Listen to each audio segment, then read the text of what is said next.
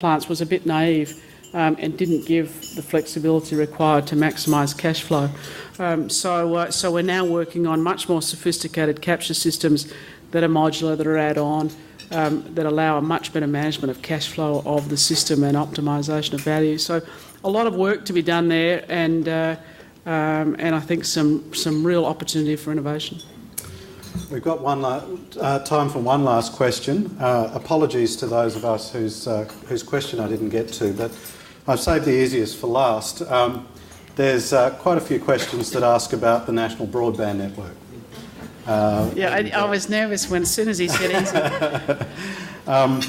I guess the questions are asking you, to what extent will the NBN, when it's rolled out, change Australia? To what extent will it bring productivity, creativity improvements to Australian society? And is it worth the money that we're projecting to pay? I'm not going to answer is worth the money, so I'll leave that one. But I did mention that a network's power, increases as you add to the network. There is no question that in a country with our vastness, with our population, with our requirement for communication and innovation, that we need to be connected, and we need to be connected with high speed. And so the power of that and what we can do with it, we're already working on applications for e-health, for hospitals. We're working on education applications, just sheer connectedness of our facilities, communication and visualisation. So having that network and having a network that can operate at broadband, I think, is just essential for a country like ours. At CSIRO, we also have held on to that vision of 100% of the nation. So I know the broadband's committed to 93% of the nation.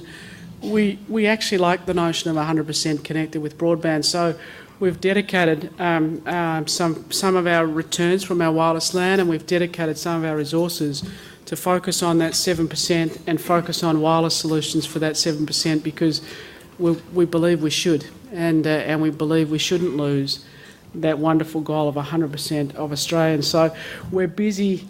While others are working out what it's going to cost and etc., we're absolutely busy working on the technology that will unlock that 7% and working on very cost-effective wireless technologies, which we'll trial this year in Tasmania. So we'll let others work on the economics. Well, Megan, we've worked you very hard.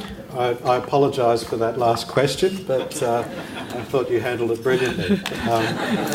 So, ladies and gentlemen, I'd like to invite Dr. Ziggy Switkowski to come and provide the vote of thanks. Ziggy is someone whose life has been intertwined with technology. Once a chief executive of Telstra, he wrote a major report on nuclear energy in Australia, and he is now chairman of the Australian Nuclear Science and Technology Organisation. Please welcome him.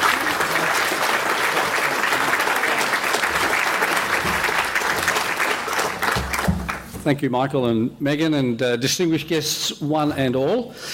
I have the happy task of proposing a vote of thanks to Dr. Megan Clark for her panoramic, indeed cosmic presentation on science in Australia and our position in the world.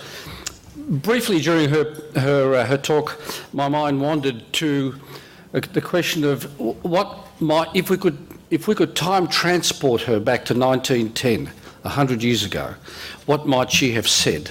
Now, there's a point to this. Back in 1910, there was 2 billion people around the world, and life expectancy was not 80 plus years as it is today, it was closer to 60.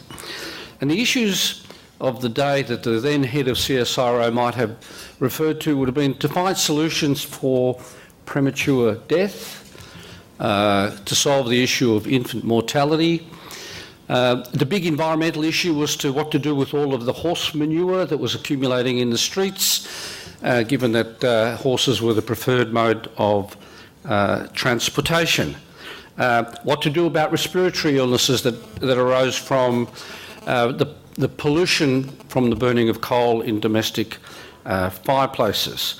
How to exploit this new technology of electricity that has just become reasonably ubiquitous. How would we reticulate clean water?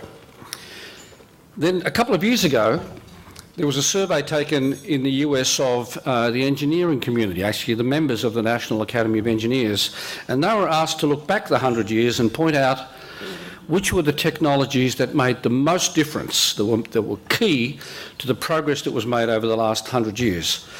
At the top of the list was electrification, perhaps understandably, and then a whole range of innovations that could not have been foreseen as being as profoundly important as they turned out to be if the question had been posed in 1910.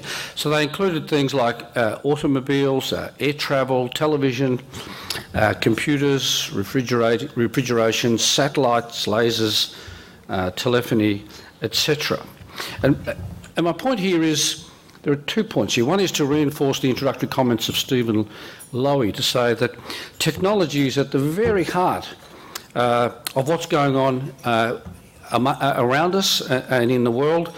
It's responsible for improvements in prosperity, for economic growth, and the rate of change is accelerating. And therefore, it's to her great credit that Megan Clark has bravely had a look at what's ahead of us in the 21st century and drawn a number of important conclusions. And the conclusions are shaped by changes that have occurred over the last few generations. The population is now peaking. It's peaking at a very high number. And she made reference to an observation that we have to learn to do more, use less, and do it for more people. Our resources are now understood to be limited, as is the amount of space we have at our disposal.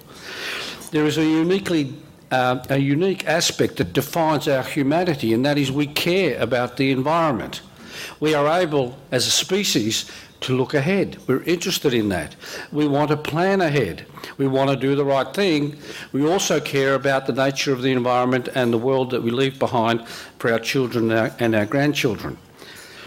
Another theme that occurred in Megan's commentary was that we are living in an increasingly complicated environment. That's certainly true from a technical point of view. It's true of our processes, and to some extent it's amplified by the fact that so many things now have embedded technology, and we're now connected one to another, device to devices.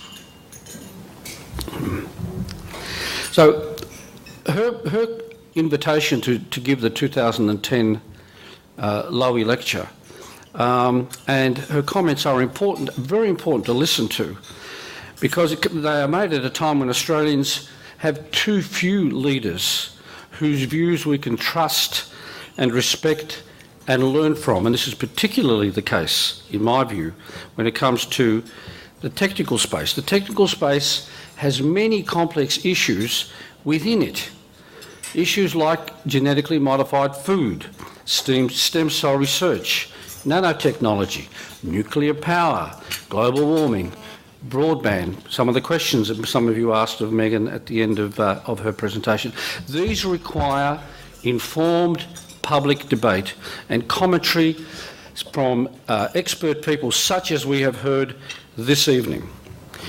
So in this 2010 Lowy Lecture, Megan Clark has laid out a framework for considering technical opportunities and how to go about prioritising them. She's placed, understandably, the CSIRO at the heart of the national effort, but not alone, encouraging partnerships, collaborations, ambitious cross-disciplinary projects.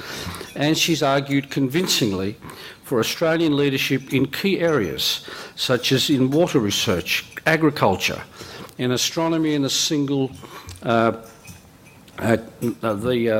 multi-kilometre array, in chronic disease cures and treatment, in green technologies. And she's done it thoughtfully, she's done it expertly, elegantly, and with an appealing sense of wonder.